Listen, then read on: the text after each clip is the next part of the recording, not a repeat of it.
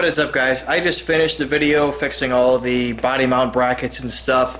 I guess the second half of that whole thing, the two-part deal that I ended up making for that. And I'm pretty much out of stuff to do on this thing at that point. I mean, I could do rust repair on the frame, but I don't have material and I can't go get it because the place is not letting people in. So one thing I can do, and something that's been on my list of things that I want to do for a while, but I just didn't have the time and had no reason to go and do it because there were other things that were more important that needed done, is cutting the front springs. I've been wanting to do this for quite a while because lowering the front end at least another inch will mean that I can get rid of the lowering blocks that are in the back and put my lowering brackets on. I have 4-inch drop brackets, but the truck currently is dropped 3 inches and it sits the same height as the front. So putting those brackets onto the back would make the back sit lower than the front, and it looks dumb on small trucks and big trucks having your back end sit lower than the front. So I am not about that. So in order to make those things work and to get less height, because that's what I want to do, I want this thing to sit pretty low, we're going to go and cut my springs. Now, it is worth mentioning, I'm only going to be cutting one coil, one wrap out of the spring. I'm not going to be cutting multiple links out of this thing. And also, I'll show you guys when the spring is out, but the design of the spring means that it's completely safe to cut it as far as how the spring is going to fit. I'll be able to get rid of the lowering blocks. As you guys know, this truck has a ton of axle hop, and part of it is because it has 3-inch lowering blocks on it, and those allow the axle to wrap forward when you give it gas, and it makes it bounce around and do all kinds of stuff. So lowering the front and then being able to install the brackets in the back, taking the lowering blocks out, it'll give it about a 1-inch rake, so the back will sit an inch higher than the front, which is okay with me, and it'll eliminate the blocks, so I'll have less axle wrap, less axle hop, and everything will be very, very happy. And I will be happy because the truck will sit lower, look better in my opinion. I like low trucks. That was kind of the whole point of getting a tiny truck, was to lower it. And yeah, I think I'm just going to start. So I'm going to get this thing jacked up and on stands, and we're going to attempt to get the spring out and cut it and see how low it's going to get. I'm excited and nervous about this at the same time, so let's just get to it. Alright, this has been way more work getting these springs out than I thought. I originally wanted to unbolt the control arms, drop them, and spin them out of the way. I don't think that would have worked if I had been able to remove the bolts, but I couldn't get the 2 back bolts to come out of the bushings. I got one to start, the other one just plain is not coming out. So in the future, when I go to do bushings on these control arms, I'm probably going to have to cut the bolts and torch them out, which is going to suck. But what can you do? So I got one spring out. So how I did it was by removing the shocks. So these shocks were completely seized. I had to put 2 pairs of vice grips on the rods and laid the impact on them, and the nut didn't come loose. It snapped, and that was after soaking it with WD-40. Luckily, I have shocks for it, so I'm going to put those on. I was going to do that anyway. By the way, the shocks from a G-body, so like the Monte Carlo, they fit on a Dakota. That's what those are. They work on the back too, and they're perfect for the back because they're about 3 inches shorter than the regular Dakota shocks. So if you're lowered 2 or 3 inches, pretty much perfect shock for you. Anyway, if you want to remove the spring, you have to undo tie rod, undo the sway bar end link, take it completely off, and undo the lower ball joint, and then take the shock out, and the thing will pop out and you'll be all set.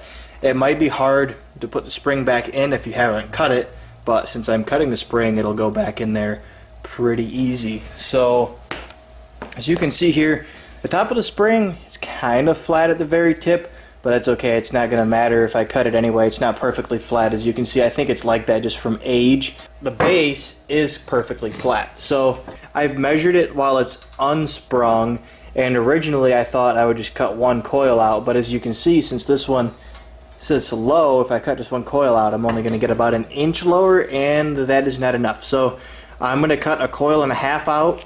At least after this video is over, you guys will know if you want to drop your truck. I wouldn't do any more than 2-inch drop cutting your springs, but you guys will know where to cut them if you do want to drop your truck about 2 inches. So yeah, I'm going to get to that and see how it fits. Hopefully I get it right the first try. If I go too low, then I guess I just have to deal with a truck that scrapes everywhere, but that's alright. I can go to the junkyard, get another spring if I really have to. So let's get to cutting this thing.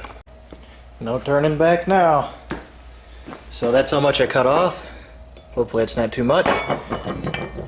Time to go stick this thing in and see how it fits. Oh yeah. Free it from its slot.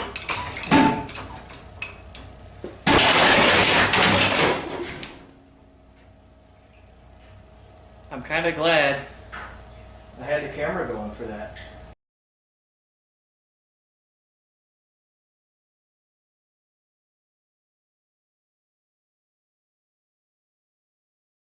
Alright, so what I have done after the truck has tried to fall on me, there's now a scissor jack and a jack stand under here. So the reason that happened was as I was picking up that control arm, the truck leaned over enough, even though I couldn't tell it was, and it leaned over enough and took enough weight off the jack stand that it slid off. So these jack stands have or these scissor jacks have a little lip on them. So if I end up doing that again, that lip will catch. Plus now there's 4 things holding it up instead of 2, so hopefully it doesn't happen again. I have done like compressed suspension with stuff on jack stands so many times and never had anything even begin to slide. So that was really weird. I think part of the reason it slid too is because I have all that paint that I just sprayed on the frame, so it's slippery. But I think what I'm going to do in the future is invest in jack stands that have a really wide foot on top, because that way it'll lock into the frame and it won't be able to move around. But for now, I'll just have to be more careful. But at least I caught it on camera, and hopefully you guys can learn from my mistakes instead of making the same ones, because I'm fortunate that the frame never even touched the ground. The other jack stand on the other side folded over and landed on its front, and the truck frame landed on top of that. None of the suspension touched the ground. I was worried when it fell that the jack stand might have gone up into the floor underneath the cab, but it didn't do that. And nobody ended up with a truck on top of them, so we got lucky. So, I guess I'm just going to continue. And stick the jack back under this control arm, pick it up very carefully this time, and stick a wheel on it and see how low it goes. I think that's pretty good. We're definitely, yeah, I think that's good. I keep thinking I want to go lower, but I think that is plenty. Any lower than that and I'm going to have severe rubbing issues, especially if I decide to put wheel spacers on it or something, and I don't think 100% of the truck's weight is sitting on here currently because of the whole jack stand thing. I am going to go back through this. I'm going to get this side completely put back together and done, just so that parts aren't flopping around, and then in case the truck falls off the jack stands again, at least it'll have a tire on the other side. And then I'll go work on the other side. We'll get that finished up. And we'll set it back on the ground and see how big of a mistake I've made. Alright, last spring is cut, so I'll pop it back in. Put the rest of this thing back together. The shock is still in there, so I have to deal with that. But after that, it's just a matter of putting everything back together, as long as everything goes smoothly. And setting this truck on the ground. Alright, I got everything put back together. Both wheels are now on. And it's all finished up. This side went pretty well, other than the shock. I had to do some messing around to get the top nut on, because I couldn't get the nut on far enough that I could get anything onto it to hold it still from the top. It was kind of annoying, but I got it. Here, I'm going to lift it from the center and pick it up off of the jack stands and pull the jack stands out, and I'm going to let it all the way down. The jack is probably not going to come out even though I took that little thing off of it. So what I'm going to do, once I let it as far down as I can, I'm going to take the scissor jacks, pick it up enough that I can pull the jack out, and then let the scissor jacks down, and then we'll have the thing sitting all the way on the ground. So I'll just sit you guys here and you can watch me suffer down.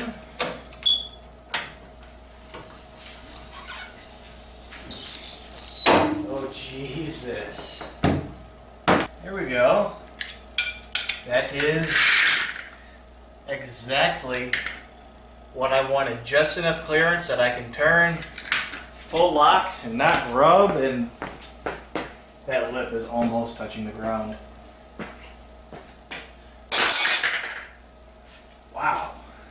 I need to pick the camera up so you guys can actually see this. It's got a wild rake to it. About a 2-inch rake. Alright. Well, that is... Ow. Here we go. That is as low as I dare to run this thing. That is like... I mean... Let me get a flashlight so you guys can see. There is still a pretty good amount of room. Yeah, there we go. I mean, the fender's all messed up and stuff, but as you can see, I've got about a 1/2 inch. I mean, this right there is just busted up, but it's definitely leaning. And which would mean that this side is the high side. Maybe I'll have to mess with the springs a little bit, or it's because the bed is weird, but we'll figure it out. The height on that one is definitely lower, and I cut the same amount out of each spring. As I'll show you here. You can see the tail of the one is there. Tail of this one's in the same spot. So I heard a clunk, and I'm assuming that spring on this side is probably bound up. Hopefully I don't have to cut the spring anymore, but if I do, I guess that's what I'll have to do. Alright, what is up guys? Next day. I thought I was going to end the video yesterday, but I ran into some issues that I want to talk about and address with lowering the springs on this truck. So these issues are issues that you will come across whether you decide to install aftermarket lowering springs or if you just go the route that I did and cut your springs. Regardless of which one you do, one of the problems I need to fix is the ride height's not even, and I'm guessing it's just because of the springs. This one over here is a little bit taller than that one, so I'm going to have to go in there and just cut a little bit more off of the one up here in the driver's side and bring it down.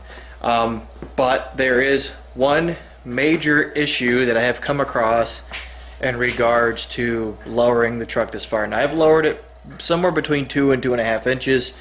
And the issue that I'm having, I'm going to need a flashlight to see down there, is that the tie rod ends and the sway bar link, or the actual sway bar itself, are actually coming in contact. So there you go.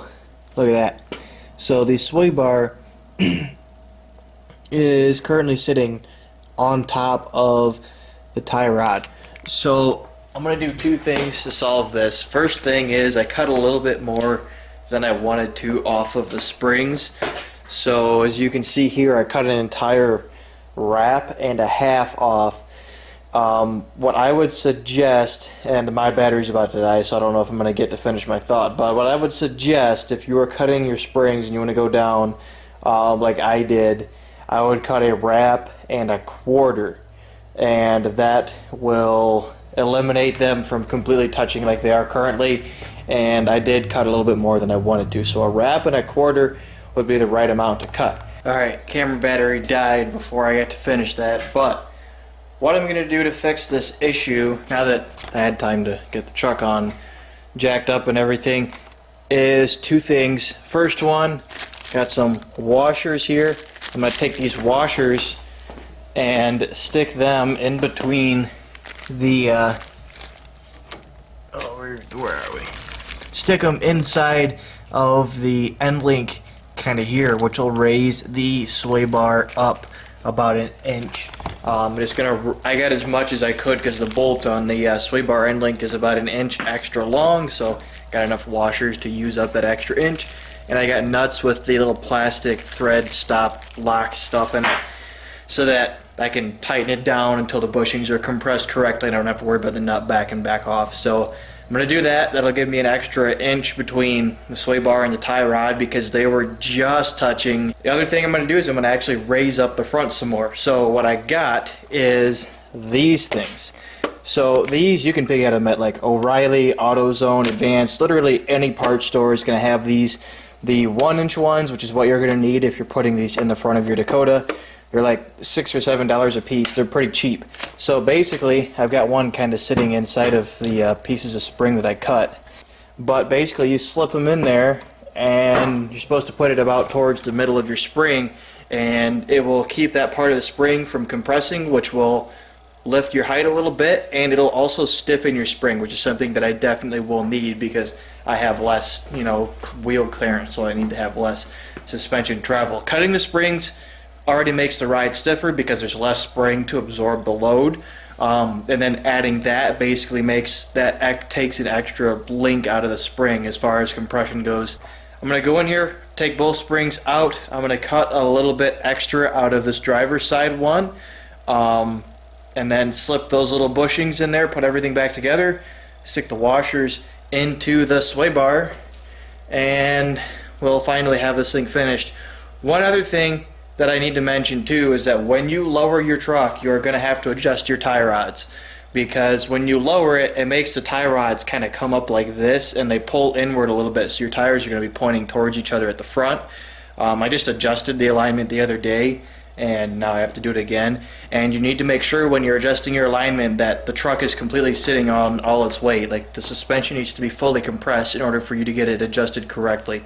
Like I said, I wanted to end this video yesterday. I thought I was done, but ran into these issues, and I did not want to end the video without addressing these things and getting them fixed, because I don't want somebody else to go and do this and have issues. So I'm gonna go get to it, and I'll see you guys in a little bit when it's all done. Okay, now we are officially finished with everything. The heights on both sides are even. We've got the spring helpers in there. We've got the sway bar adjusted and fixed. All I need to do now is just readjust the alignment, which I've got to jack it back up, put center blocks under the wheels so that it's up and near high enough for me to get under it to do that.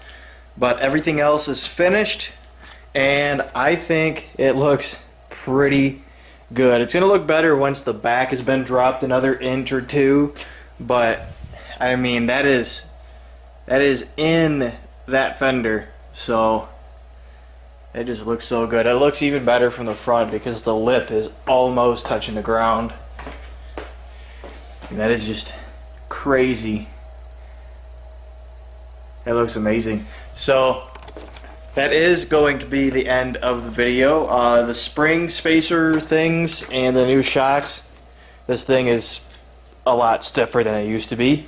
I haven't driven it, and not going to really know if the cut springs make it ride significantly worse, or at least, I mean, I will know if they do or not, but it's not going to be very accurate because I also have solid cab mounts now, so I mean, both of those two combined are going to make it a lot stiffer and a much rougher ride, so I don't know which one would make it worse, but yeah, I'm very, very happy. I'm glad this is done and finished, because now I can put the lowering brackets in the back for the back axle, and I can drop that another inch. I can get rid of the giant 3-inch lowering blocks that are on the back, which will help with axle wrap and stuff.